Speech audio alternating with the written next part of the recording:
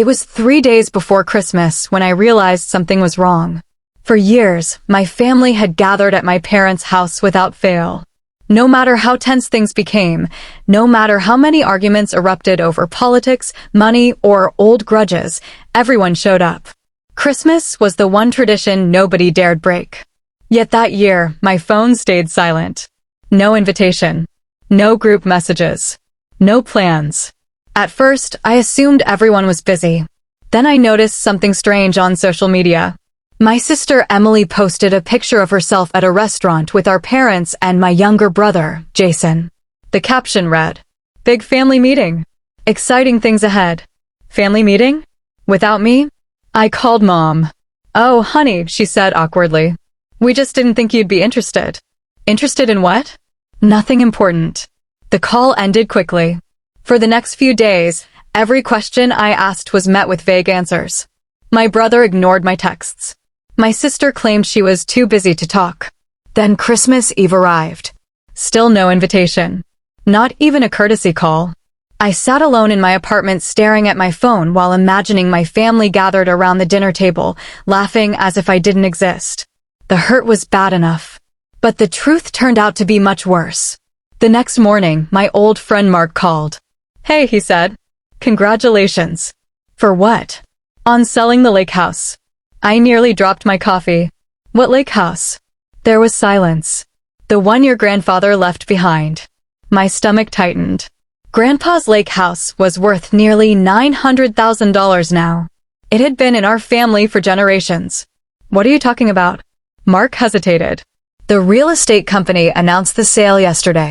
Everyone thought your family already told you." My blood turned cold. Within 20 minutes, I was driving across town. Not to my parents' house. To the office of the real estate company. The receptionist smiled when I arrived. "How may I help you?"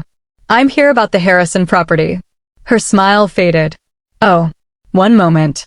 A few minutes later, a realtor appeared. "Mr. Harrison?" "Yes. Your family said you couldn't attend the closing." I stared at him. "What closing?" Now he looked confused. "The sale closing scheduled for next week." He opened a file and slid several documents across the table. I read them carefully. Then I started laughing. Not because it was funny.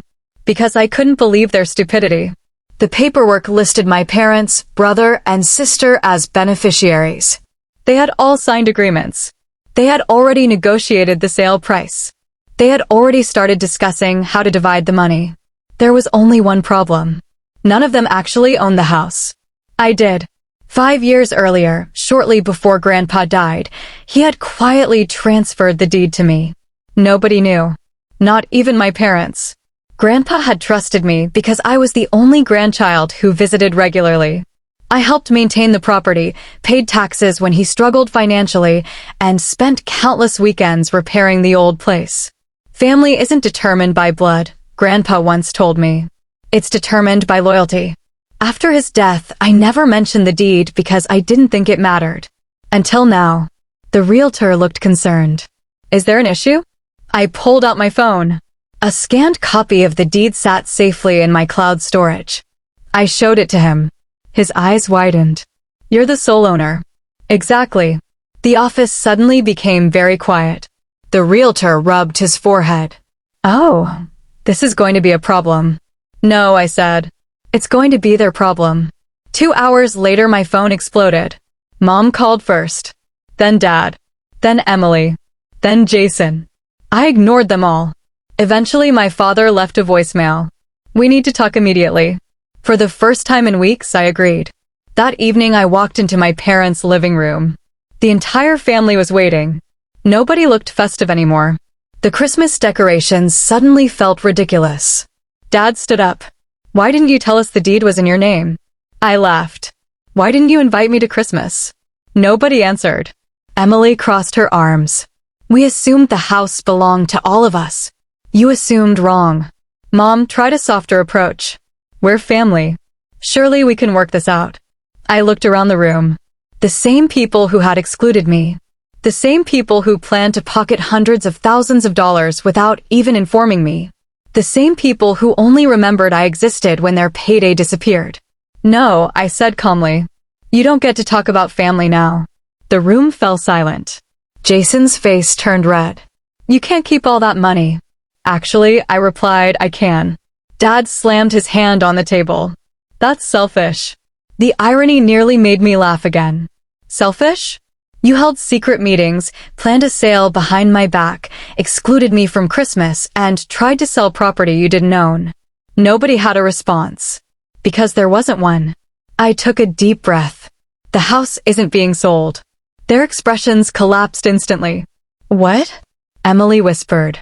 I've already decided. I pulled out another document. A trust agreement. The lake house would remain in the family permanently. It would become a retreat center for veterans and their families, a cause Grandpa cared deeply about.